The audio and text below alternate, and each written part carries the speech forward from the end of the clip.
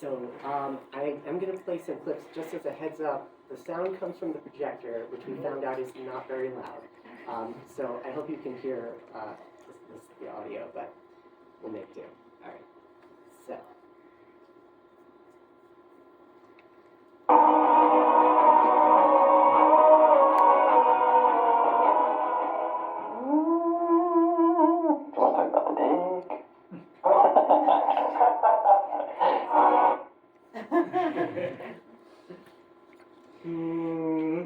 Do you want to talk about the dig? Swiss Army Man's makeup effects producer Jason Hamer jokingly asks this question in a behind-the-scenes interview. Laughs are heard off-screen, and then the clip abruptly ends. The referenced dick is the roboticized penis effect, which nearly becomes a main character of its own in the 2016 film directed by Daniel Kwan and Daniel Skinner, known as The Daniels. But the dick is an afterthought here, the subtext being a prosthetic penis disturbs the anticipated viewer into laughter, and laughter with a sardonic tone. Penises are shocking because they're taboo and intertwined with potential sexual activity. Spectacularized, fabricated penises are especially disturbing for their uncanny falseness and prosthetic detachability. Many, not all of course, but many trans men, including myself, are regular wearers of prosthetic penises called packers, but we, like floppy or robotic wiener gross-out gags, are not to be taken seriously.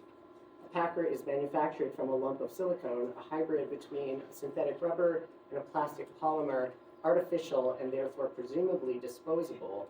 Unlike flesh capable of natural decay, fabricated objects we call non-biodegradable trash are man-made ecological catastrophe. Correspondingly, this film's art design mixes woodland flora with garbage, thematizing pollution, the archetypical bad object of environmental integrity.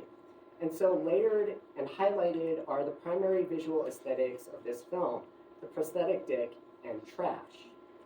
Juxtaposed is a set of looking relations that relies on the fragmentation of bodies, theorized in feminist cinema studies as objectifying, fetishistic, dehumanizing, and just plain bad.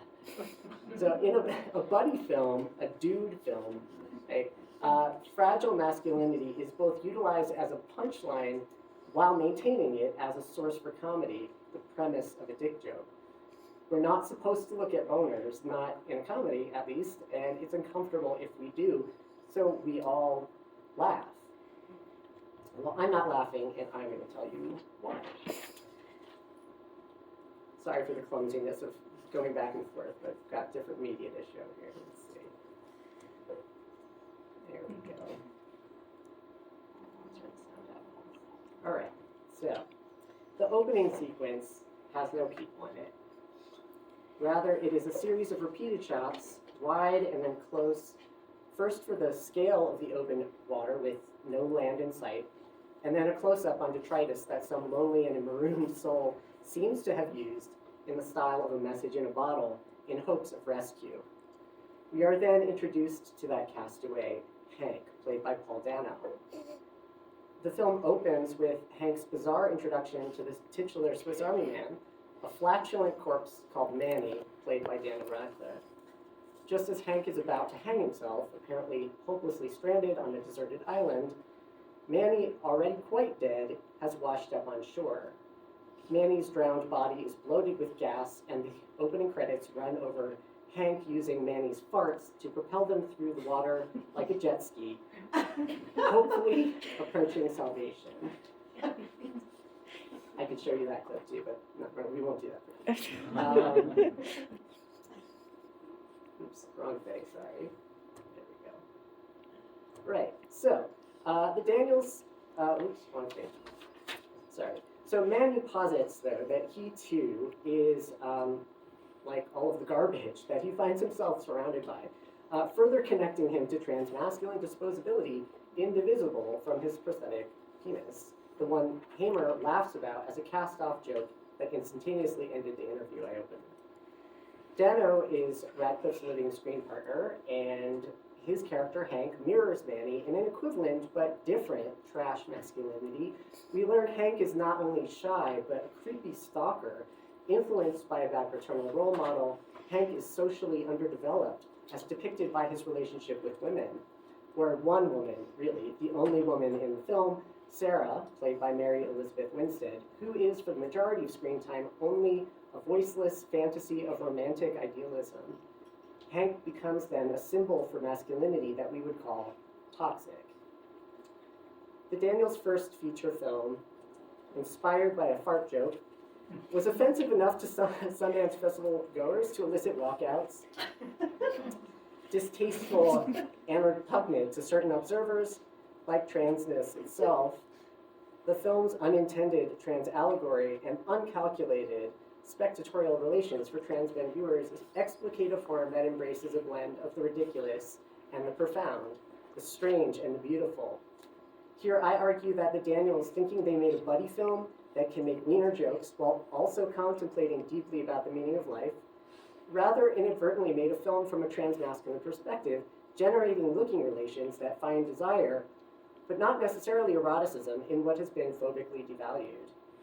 Expanding out from Patricia White, Kellen Keegan, and Kristen J. Warner's respective work on the limitations of positive or even legible media representation, this paper transvalues the politics of authenticity, exhuming in the register of the film's starring corpse an unpredictably moving core in the film, one that is inseparable from its abject situatedness.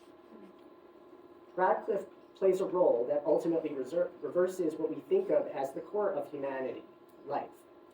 Radcliffe, well, Manny, really, is dead from the start of the film, and his corpse takes on animacy, hallucinated, maybe, by his screen partner, Hank. Radcliffe's role as Manny is that of a multi-tool object. Hank never calls him a Swiss Army man, but does call him the multi-purpose tool guy. His teeth can be used to shave Hank's face. His karate chop arm action can chop wood, and he has a certain knack for pointing north. Manny has no identity or memory of his former life, and Hank educates him about the world in a way that Dr. Frankenstein never did for that other illusory reanimated corpse. This film, it follows the pair on an odyssey through the woods, trying to locate civilization, with Pinocchio-esque Frankensteinian escapades along the way, though unlike those texts in which central characters meet and interact with an ensemble of figures who provide life lessons, here Hank and Manny are very much alone with themselves, which forces them to play dress-up and reenact social encounters of the real world.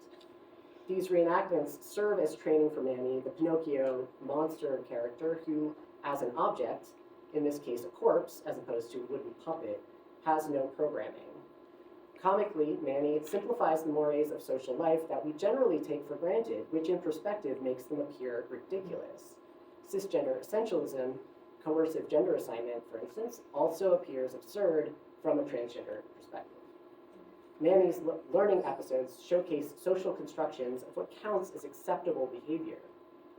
Corresponding with Hank's imagination, much of the film creatively concocts an art design that appears to be mixed materials of leaves and twigs combined with actual trash.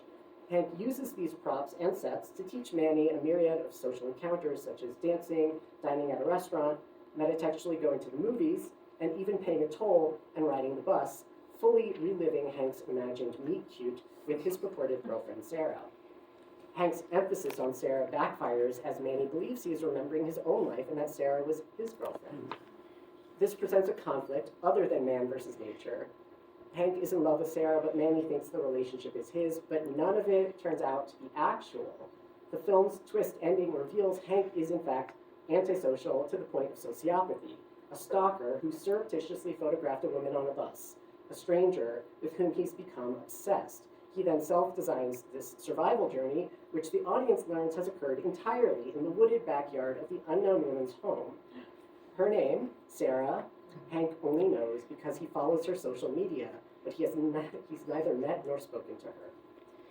As the audience most likely identifies with Hank, the more human compared to Manny, and has no reason to distrust Hank's lostness as a real situation, we don't know until the end that Sarah is a victim of stalking.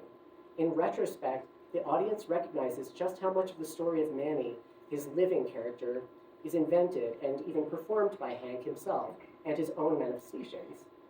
Maybe. Even while recognizing Hank's failures and flaws, it is also possible to willingly believe Manny's life was indeed real, in a queer sense of transvaluation where reality loses its supposed consistency and concreteness, what Riley Snorton calls the crisis of visuality, the degree to which reality is sutured to the privileging of sight. While Manny is the titular Swiss Army man, as addressed earlier, he serves many functions for Hank, and as such, Manny's entire body has become an object and is a full-body phallic replacement, a penis prosthetic for Hank to quite literally carry and manipulate. When Manny has sexual arousal responses to stimuli, Hank is elated, perhaps into a kind of euphoria that contrasts with an accidental but readable gender dysphoria threading throughout the film. For instance, in one of Manny's lines, accidentally illustrative of gender dysphoria, he exclaims, "My body is disgusting, it's horrible." But beyond the plot and characterization, I'm fascinated by the extra-textual elements that make Manny, in so many words, come to life. Radcliffe is on screen for most shots, but there are also a number of dummy Radcliffes, animatronics, and roboticized special effects. The likenesses are perfect to the point where distinction is undetectable on screen. The makeup department, led by makeup effects producer Hamer, who's actually in the middle of this screen cap here, built 4 different lifelike dummies of Radcliffe molded on the actor's real body. One dummy was just a butt with tubes to allow air to be sprayed through it with a jet ski. Another was a stunt dummy weighted accurately so when dropped, the fall would look authentically and disturbingly human. A third was designed to be carried by Dano, lightweight enough to wear draped over his back as opposed to carrying the full weight of an adult man on his shoulders. And then the hero model for close-up shots with molded heads described by co-director Skaner as frighteningly lifelike. Fittingly, Skaner, retorting about the dummies, accidentally provokes trans suspicion. It was real creepy on set. You would just see these dead bodies sitting around in the woods, and you're never sure if they're a man or not. Radcliffe's role requires phallic excess. With man in the title and in his name, Manny is so excessively manly. His penis is fully animated, moving in unnatural, spectacular ways and in real time, meaning all effects were captured in camera rather than as a post-production addition. If the props roboticized mechanisms are old school animatronics, it is because they are evocative of earlier 1980s effects, with a vertebrae structure that enables a sense of bending organic movement. A vertebrae insert is common for prosthetic packers as well, pre-existing the film. Yet in the behind-the-scenes featurette that I opened with, Hamer paradoxically claimed the production team were doing things that have never been done before. Manny's magical erection works like a compass, pointing the way home, while he and Hank are lost in the woods. I love this movie. The whirling, it whirls around at like 360. The whirling erect penis was a practical special effect, a mechanized robotic penis, operated off-screen by a puppeteer and worn by Radcliffe, very much like a strap-on dildo. This is actually Dan Kwan right in the front. This mechanism reappears throughout the film because, though unusual, it is an important narrative and literal device. Fragmented bodies in this film are a formal cinematic element, as well as thematic in the plot and dialogue. The first erection occurs when Manny sees an old magazine featuring a bikini-clad centerfold model illustrating a scopophilic gaze in which women are sexually objectified into bodily fragments to be looked at: boobs, vaginas, and butts. Manny becomes spontaneously aroused, though he is unsure of the cause, unable to connect the images of the woman to the bodily response. Worried, he pleads to Hank in language suggesting he has an assigned female body. "Something's going wrong with my boobs." It comes across as comedy because the slightly inaccurate wording is not generally how men would refer to their chests. Going wrong for Manny in this moment, his heart has begun to beat again as a response to the arousal, although sometimes cadaver hearts still beat even after brain death. The beating heart might even account for the erection as blood is somehow pumping. But the subtext for a trans man viewer here is the gender dysphoria inherent in the wrongness of boobs, an unintentional side effect of the comedic one-liner.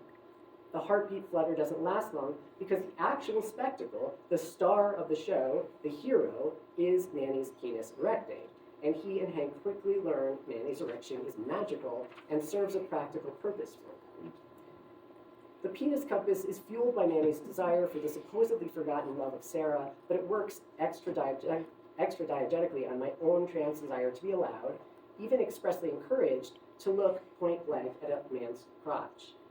Manny's erection is given significant screen time, and while it likely plays with hegemonic discomforts, anxieties, and perhaps homophobia for cis hetero male viewers, it felt like a gift given to me. The comedic value is, for a trans man audience member, far secondary to the priority of looking so plainly at a male body and experience patriarchy limits and punishes. As trans elder Lauren Cameron, who passed away in November, was a photographer who decades ago considered how trans bodies look and are looked at, he explained, "We watch men a lot." The visual elements could stand alone, and while Radcliffe's erection is prostheticized with mechanical movement, the shots of fragmented body parts could be static. They could be paused, frozen, and screen captured like the images in my slides. But as I addressed earlier, this device is also essential to the narrative. The plot would not move if Manny's wiener did not also do so. The story is careful with its plot sequencing, but the Daniels directorial style also takes on unusual generic choices that amalgamate to become a strange-looking body, paralleling these creators with Dr. Frankenstein. Even though the tone of the film is largely an absurdist black comedy, unavoidably reminiscent of Weekend at Bernie's, unexpected moments of melodrama surface to make the film difficult to categorize. The actor's versatility allows the more dramatic moments to work through the otherwise absurdity. In one especially moving scene, Manny looks out from their makeshift bus window and laments, "So this is the life I've forgotten." Like, I'm living it. I'm like very moved by this film. The tenderness of the relationship between the men adds depth to what might otherwise be viewed as typical, easy, gay jokes of the kind that often populate the gross-out subgenre of male buddy comedies. What might in another film land as homophobic jokes evoke instead an earnest hopefulness for intimacy. The couple has developed a serious and very real relationship all their own. Because Radcliffe's performance is virtuosic, because the dummies and animatronics are photorealistic, and because Radcliffe and Dano form a relationship together naturally, the narrative to this point is believable as we travel the journey with Hank. We believe Manny is not only really there with him, but we also believe Manny is indeed talking and capable of transhuman ability that exceeds natural law. Manny is Hank's double, literalizing the narrative metaphor that Hank is confronting himself. Manny might be a manifestation of Hank's mental illness. The film opens with his attempted suicide, after all. If Hank is Manny, there are many things that go unexplained, but it is most important, given the focus of this paper, to think of Manny as, and his body, not as a symbol or evidence of psychosis, but as an object, and one considered worthless. We find out at the end, with some explanatory information provided by a cameo appearance by Shane Carruth, of Primer fame, that Manny was also probably a suicide. His true identity remains unknown because no one reported him missing, which means he didn't have anyone in his life to do so. Manny is very present, though also dead. His adventure with Hank extends his natural life into a new identity that he has to remember. He has to remember, to use Jane Prosser's term, the life he's forgotten. As he learns how humanity works, Manny follows the narrative trajectories of other speculative transhumans like Pinocchio and Frankenstein's monster, who in their acquisition of knowledge and abilities also acquire humanity. It would be easy to simplify all of Swiss Army Man as Hank's mentally ill hallucination because he consistently controls, manipulates, and articulates Manny like a puppet.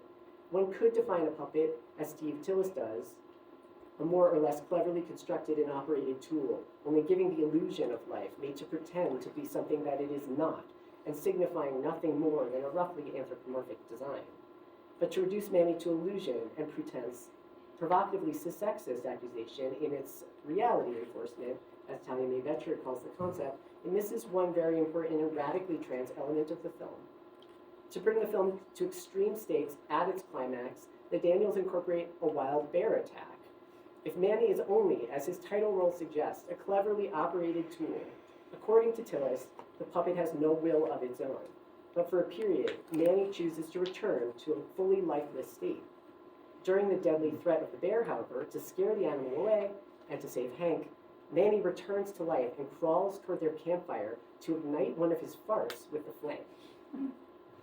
Therefore, Manny does something even further beyond his multi-tool abilities, something utterly impossible. He moves under his own volition. Of course, Radcliffe is alive, but Manny is not, and it is Manny who exhibits agency to create change in the story world. His objectness saves Hank's life, a life that mirrors Manny's own, even in death, in this moment and throughout the film. Extra-diegetically, the film starring robotic penis doubles a Packer, which is an object that saves trans men's lives.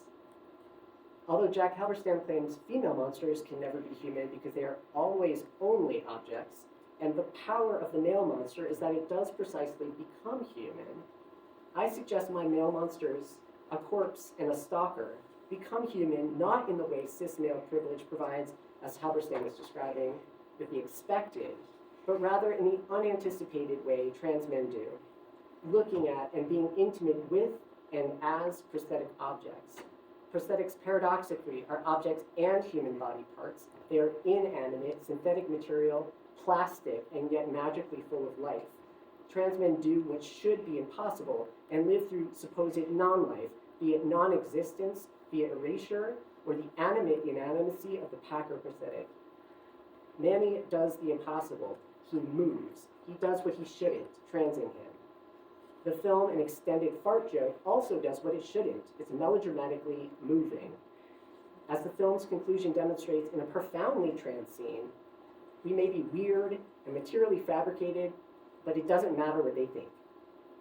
Hey, you made all that? Yes. I'm just going to show that last 30 seconds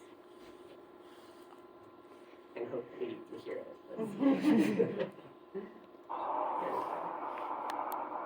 wanted to give you all the things in life that everyone else gets to have, and all the things I thought I didn't deserve to have.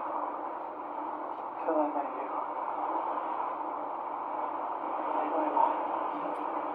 They might call us names, but they might think we're weird, but it doesn't matter what they think.